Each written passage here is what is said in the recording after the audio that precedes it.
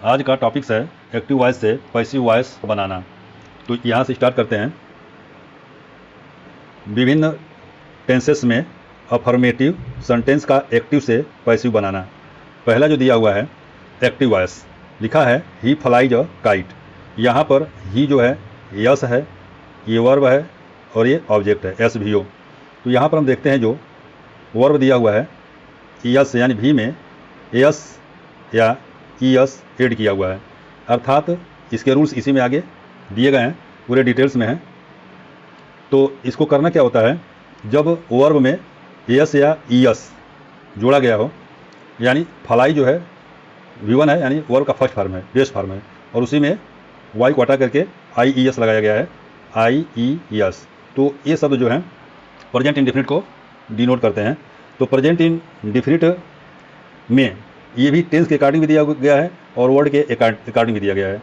दोनों तरह से पैसिव वॉइस बनाने के लिए हेल्पिंग वर्ब का प्रयोग सिखाया गया है, जो आपको इसी वीडियो में मिलेगा। तो पहले हम इसको समझ लेते हैं।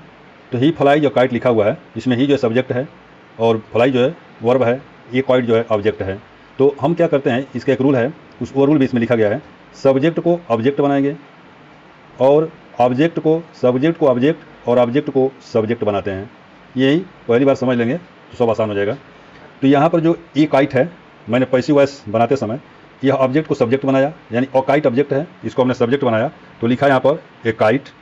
अब जो फ्लाइज है, इसमें जब वर्ब में यस या यस होता है तो प्रेजेंट इंडेफिनिट टेंस कहलाता है। तो प्रेजेंट इंडेफिनिट टेंस के अनुसार इज एम आर का प्रयोग किया जाता है, वो भी सब्जेक्ट के अकॉर्डिंग। तो यहाँ पर जो फ्लाई दिया हुआ है वर्ड के अनुसार भी है, यदि ES यस या IES जोड़ा रहे तो वहाँ पर भी हम इज एम आर का प्रयोग करते हैं, यानी प्रेजेंट इंडेफिनिट टेंस में इज एम आर का ही यूज करते हैं, पैसिव बनाते हैं। तो यहाँ पर देख रहे हैं फ्लाइज, तो इसके लिए हम इज का प्रयोग यहाँ कर दिए। और फ्लाइज का यूज करते हैं वर्ब की थर्ड फॉर्म, हमेशा ये भी रूल में लिखा गया है आगे, वर्ब के थर्ड फॉर्म का यूज करते हैं। फ्लाई का जो होता है थर्ड फॉर्म फ्लोन होता है, तो यहाँ पर हमने लिख दिया फ्लोन। जब भी सब्जेक्ट को ऑब्जेक्ट बनाएंगे, यानी ही का हिम, ये भी जो है सब्जेक्ट ऑब्जेक्ट बनाने के रूल भी इसमें दिए गए हैं, उसे भी आप देखेंगे आगे। तो ही का हिम हो जाता है, यहाँ पर ही सब्जेक्ट है, इसको ऑब्जेक्ट जो है यानी पैसिव वॉइस बनाएंगे तो ही का हिम हो जाएगा। तो इस प्रकार से जो ऑब्जेक्ट लिखेंगे, सब्जेक्ट वाला ऑब्जेक्ट ये जो हिम है, उसके पहले हम बाई का प्रयोग करेंगे। तो इस प्रकार से क्या हो गया, ये kite is phloem by him, ये तो हो गया पहला। अब इसके बाद से जो इसका अगला है, इसमें लिखा हुआ है दूसरा एक्टिव है he helped me. He helped me rule तो वही रहेगा, यानी यहाँ लिखेंगे यस और यहाँ लिखेंगे भी और यहाँ लिखेंगे ओ, यही पता करना है, क्योंकि बिना ऑब्जेक्ट का पैसिव बनाना असंभव है, संभव नहीं है। तो यहाँ पर देखना है हेल्प्ड जो है सेकंड और थर्ड यानी V2 और V3 दोनों में आता है। तो यहाँ पर V3 इसलिए नहीं होगा, हेल्प जो दिखाई दे रहा है, क्योंकि इसके पहले हैज हैव हैड नहीं है। जहाँ हैज हैव हैड न रहे तो वहाँ पर V3 नहीं V2 होता है। तो ये हो गया पास्ट इंडेफिनिट टेंस का। पास्ट इंडेफिनिट टेंस में क्या लगता है, वाज और वर लगता है। तो यहाँ पर जो पैसिव हम बनाए, तो यहाँ देखा हमने मी लिखा हुआ है ऑब्जेक्ट, और इसका जो सब्जेक्ट होगा आई, तो हमने लिख दिया आई। अब जो हेल्प्ड है, इसके लिए हम हेल्पिंग वर्ब यूज करेंगे वाज, क्योंकि यहाँ पर आई के साथ वाज यूज होता है, तो हमने वाज लिख दिया। हेल्प्ड है ऑलरेडी थर्ड फॉर्म में भी प्रयुक्त हुआ है, और जो ही है उसका हिम होता है, तो हमने लिख दिया हिम, और हिम के पहले जो है ऑब्जेक्ट के पहले बाई का प्रयोग करते हैं, इसलिए हिम। तो पैसिव कुल मिला के क्या हो गया, एक्टिव है ही हेल्प्ड मी, तो इसका पैसिव होगा I was helped by him. आगे लिखा तीसरा active we shall learn the poem. तो हमें क्या करना है, पहले यस, तब जा करके ये भी, और तब जा करके यह ओ मिलेगा। तो यहाँ पर वी जो है सब्जेक्ट है, शैल और लर्न दोनों मिल करके वर्ब है। शैल जो है हेल्पिंग वर्ब और लर्न जो है मेन वर्ब है। द पोयम ऑब्जेक्ट है। तो पहले क्या करते हैं पैसिव बनाते समय हमें ऑब्जेक्ट को सब्जेक्ट और सब्जेक्ट को ऑब्जेक्ट, यानी द पोयम है, ये आएगा हमारा, यहाँ पर सब्जेक्ट बन गया। अब द पोयम चूँकि आई और वी के साथ ही सेल का यूज होता है, बाकी सभी के साथ विल का यूज होता है, तो द पोयम हो गया, तो हमने विल लिख दिया, क्योंकि यह past indefinite tense future indefinite tense का है। फ्यूचर इंडेफिनिट टेंस में विल या सेल का यूज किया जाता है। और इसके बाद हमें बताया गया है आगे रूल में, यदि एक्टिव वॉइस फ्यूचर इंडेफिनिट का हो तो उसके साथ विल बी या सेल बी का प्रयोग करते हैं, तो हमने यहाँ पर विल बी का प्रयोग कर दिया। अब लर्न का थर्ड फॉर्म होता है लर्नड। ऑब्जेक्ट लिखने से पहले वाई का प्रयोग करेंगे, बाई हमने लिख दिया। अब वी का जो होता है ऑब्जेक्ट अस होता है, तो इस प्रकार से इसका पैसिव वॉइस होगा the poem will be learned by us. Next में आता है एक्टिव है he is writing a letter. तो ही हो गया हमारा सब्जेक्ट, ही सब्जेक्ट है, और इज राइटिंग वर्ब में आ गया, यानी भी, और ये हो गया ओ। यस, यह यस हो गया, ही इज राइटिंग, भी हो गया वर्ब और ए लेटर ऑब्जेक्ट हो गया। तो ऑब्जेक्ट को सब्जेक्ट में पहले बदल दें, जब पैसिव वैसे बनाएंगे तो ऑल लेटर को पहले लिखेंगे। अब देखिए इज दिया हुआ है, इज प्रेजेंट कंटिन्यूअस टेंस का है। आगे जो प्रेजेंट कंटिन्यूअस में लिखा हुआ है कि इज को इज बीइंग, आर को आर बीइंग, एम को एम बीइंग में चेंज करते हैं। सभी रूल आगे लिखे हुए हैं, तो यहाँ पर पहले समझ लीजिए, उसके बाद से रूल जा करके देख लीजिएगा और लर्न कर लीजिएगा।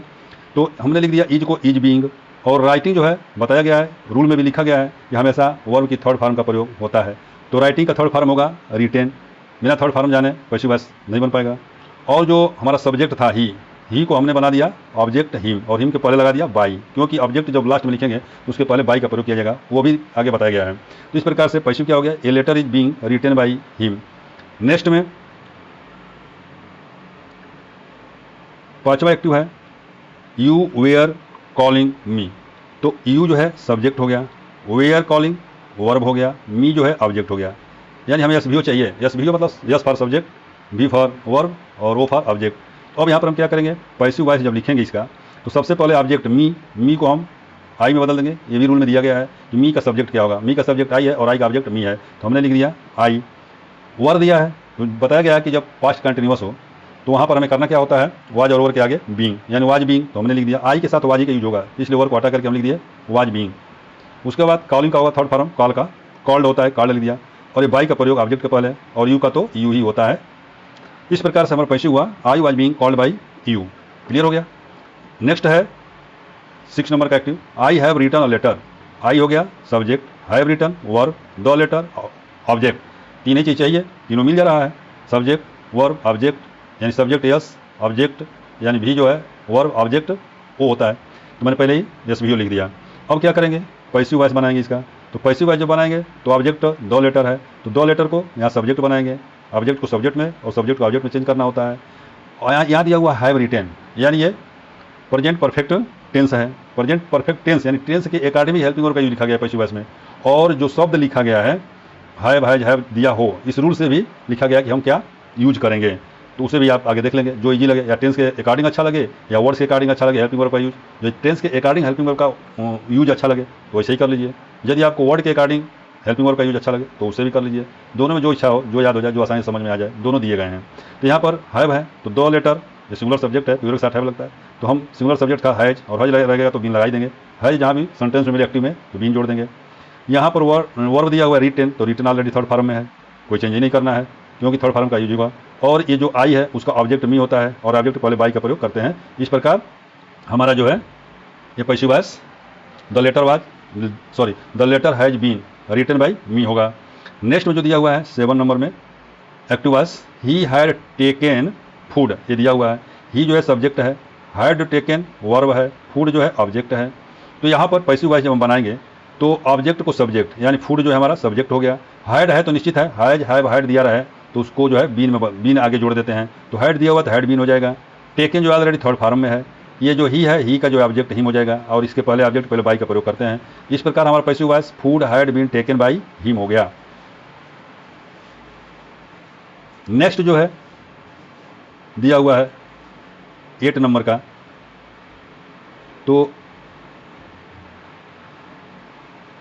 8 नंबर में हम देख रहे हैं एक्टिव दिया है I shall have given the medicine. देखिए यहाँ पर आई सब्जेक्ट है, शैल हैव वर्ब यहाँ तक है, गिवन शैल हैव जो है हेल्पिंग वर्ब के रूप में है और गिवन मेन वर्ब के रूप में है, और द तथा मेडिसिन ऑब्जेक्ट है।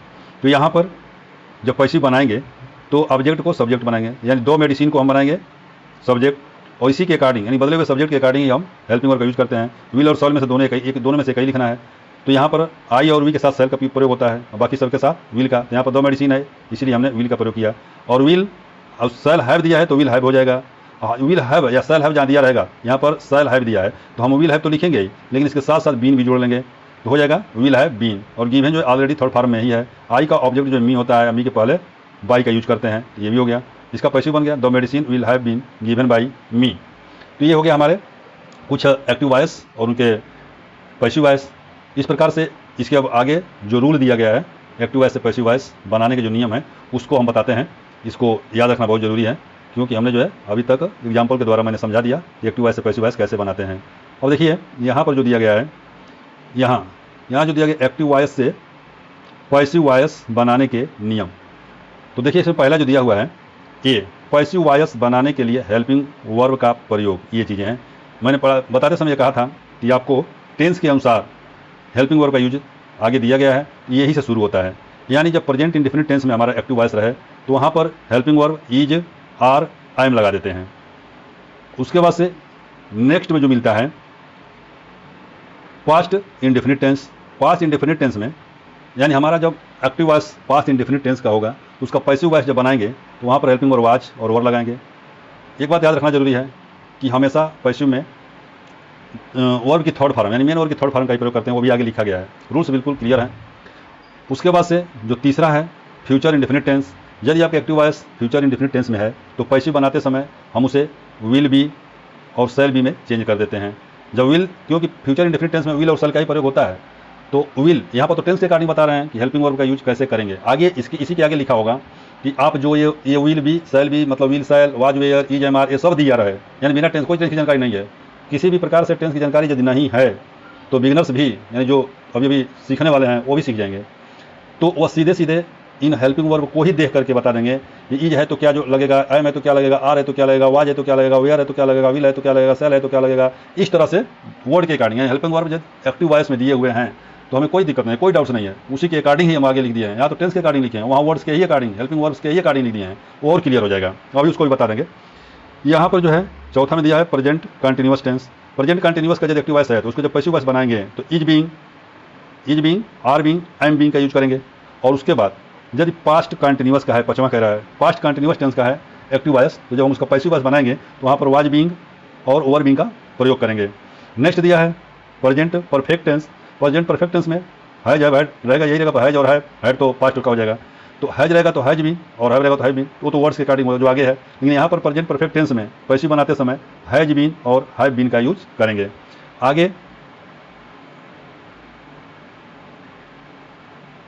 आगे जो 7 नंबर दिया हुआ है past perfect tense. Past perfect tense में हेल्पिंग जो हैड होता है, तो यदि हैड बीन लिखा हुआ तो हैड होता है, तो हम एक्टिव वॉइस से जब पैसिव वॉइस बनाएंगे, क्योंकि एक्टिव वॉइस में हैड रहेगा, तो जब उसका पैसिव वॉइस बनाएंगे तो लिखेंगे हैड बीन। तो इस प्रकार से ये भी क्लियर हो गया होगा। अब 8 में जो दिया हुआ है फ्यूचर परफेक्ट टेंस, इसमें विल हैव और शैल हैव दिया रहता है एक्टिव वॉइस में, तो विल हैव दिया रहेगा तो विल हैव बीन कर देंगे, टेंस के अकॉर्डिंग भी है। और आगे जाकर के विल हैव और शैल हैव के अकॉर्डिंग भी दिया गया है, यानी सीधे सेंटेंस एक्टिव वॉइस का हो और जो वर्ड्स उसमें वर्ब दिए हुए हैं हेल्पिंग वर्ब, उसी के अकॉर्डिंग हम जान लेंगे कि ये चीज़ दिया हुआ था, हमें क्या इसकी हेल्पिंग वर्ब पैसिव बनाते समय यूज करेंगे। यहाँ पर शैल हैव रहेगा तो शैल हैव बीन कर देंगे। अब देखिए ये तो हो गया हमारे 8 टेंस के, present indefinite tense, present continuous tense और प्रेजेंट परफेक्ट टेंस। उसके बाद past indefinite tense, past continuous tense और पास्ट परफेक्ट टेंस। उसके बाद फ्यूचर इंडेफिनिट टेंस और फ्यूचर परफेक्ट टेंस। 8 टेंस की पैसिव वॉइस तो क्लियर हो गई। अब नोट में जो नीचे दिखा है यानी किन किन टेंस की पैसिव वॉइस नहीं बनती है, तो यहाँ पर लिखा गया है प्रेजेंट, पास्ट, फ्यूचर के परफेक्ट कंटिन्यूअस टेंस तथा future tense, future continuous tense की पैसिव वॉइस नहीं बनती है। तो यहाँ पर हमने लिखा जो प्रेजेंट ये दिया हुआ है, तो प्रेजेंट परफेक्ट कंटिन्यूअस है, पास्ट केवल लिख दिया, यहाँ नीचे परफेक्ट कंटिन्यूअस है तो ये पास्ट परफेक्ट कंटिन्यूअस समझिए, और ये फ्यूचर है तो फ्यूचर परफेक्ट कंटिन्यूअस टेंस और फ्यूचर कंटिन्यूअस टेंस, इन 4 टेंस की पैसिव वॉइस नहीं बनती है। ये क्लियर हो गया होगा। हम नेक्स्ट में चलते हैं जो बहुत ही शानदार है कि हम अभी तक तो जो किए हेल्पिंग वर्ब के अकॉर्डिंग जो भी लर्न करना था टेंस के अकॉर्डिंग हेल्पिंग वर्ब का यूज करना सीखे। अब दिया है मेन चीज़ यहाँ पर बी में, यदि सब्जेक्ट प्रोनाउन हो तो क्या करेंगे। यानी जब सब्जेक्ट प्रोनाउन हो तो एक्टिव वॉइस के जो ये सब्जेक्ट हैं, ये एक्टिव वॉइस के जो सब्जेक्ट हैं वह ये पैसिव वॉइस के जो यहाँ ऑब्जेक्ट हैं उसी के अनुसार दिया गया होगा। अब देखिए ये लर्न करना होगा, लर्न तो सब चीज़ करने हैं, लेकिन अब देखिए यहाँ पर यह रूल बता रहा है, यदि एक्टिव वॉइस में आई दिया है ए आई, तो हमें बाई मैंने इसलिए लिख दिया कि जब पैसिव वॉइस बनाएंगे तो ऑब्जेक्ट के पहले बाई का प्रयोग करते हैं, तो आई का ऑब्जेक्ट हो गया मी, मी के पहले बाई। वी दिया है तो वी का ऑब्जेक्ट हो गया अस, यानी एक्टिव वॉइस में वी रहेगा, जब पैसिव बनाएंगे ना तो उसका ऑब्जेक्ट अस हो जाएगा, लेकिन इस अस के पहले भी हम बाई का यूज करेंगे। यहाँ पर भी जहाँ जहाँ ऑब्जेक्ट लिखेंगे वहाँ बाई का प्रयोग करेंगे, इसलिए हमने पहले ही इस कॉलम में बाई लिख दिया है ताकि सभी के आगे आप बाई का यूज करके ही पैसिव वॉइस बनाएंगे। यू का जो है यू ही रहता है ऑब्जेक्ट, इसमें चेंजिंग नहीं होती है।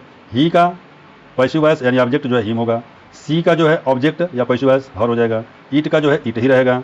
और इसके बाद बहुत आसान है, इसके बाद जो है दे है तो दे का देम हो जाएगा ऑब्जेक्ट का ये, या पैसिव वॉइस में बदलेंगे तो देम होगा।